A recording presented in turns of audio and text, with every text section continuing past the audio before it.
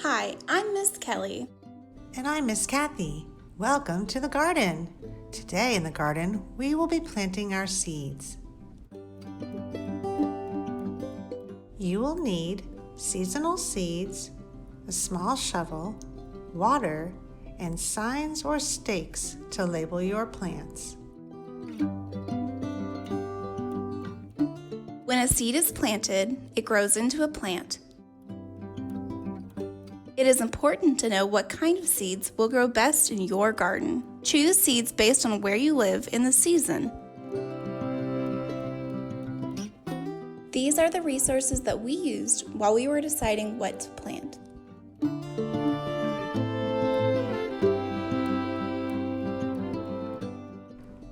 This fall, we are planting marigolds, basil, carrots, and chives. Every seed looks different. Some are very small, like the carrot seed, and some have interesting shapes, like the marigold. Read and follow the directions on the seed packet you are using. We made a small, shallow hole with our finger, then we put the seed down and gently covered it with soil. Space the seeds out using the directions on the seed packet.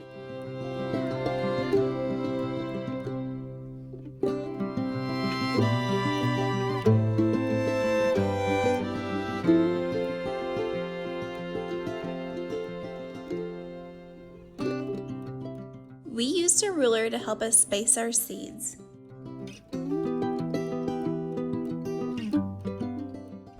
It's a good idea to label your garden with signs or stakes so you remember where you planted everything.